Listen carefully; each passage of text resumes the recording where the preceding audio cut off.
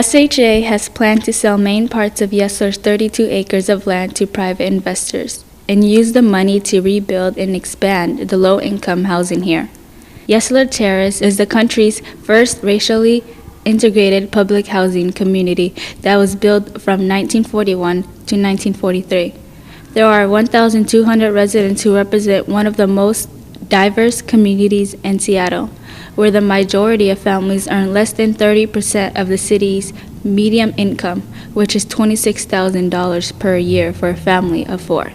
The Seattle Housing Authority approved a 15-year redevelopment plan to upgrade affordable housing for all income levels, add new parks, create pedestrian-friendly streets with direct access to mass transit stations, and increase commerce, which will temporarily displace many residents.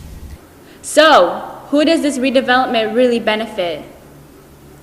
Well, if we do it right, everybody's going to benefit. The folks who live there, folks who need affordable housing, folks who don't have housing, as well as other people who want to live in this community so that we have a mixed community. The last thing you want is just have a neighborhood of people who are struggling. You want to have a neighborhood that's mixed so people don't feel like they're just being put into one area of a city. We hope will be of benefit to the entire city because there will be new housing and especially different levels of housing, not just market rate housing, but different levels of affordable housing and more housing that's created as a result of this redevelopment. There are conflicting views on whether or not input from the residents are being heard and considered regarding the design of the new Yesler Terrace. Every building that's being designed in the new Yesler Terrace, a lot of meetings, stakeholders meeting that includes residents' feedback, the surrounding communities are being considered. So residents definitely have a strong voice. Do they really? I don't think so. Why?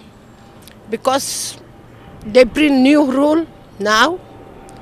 They say they want to make the flat rent, and I don't know if anybody can afford to pay the flat rent because people here is low income. That's why. So. Well, we were asked again and again and again and again over about a 4-year period. They called it a review committee, and you know, if they call something a review committee or an advisory committee, it essentially means that they're planning on letting you talk and doesn't mean that they're planning on listening to you. We are still left with the question, who really benefits? We'll see.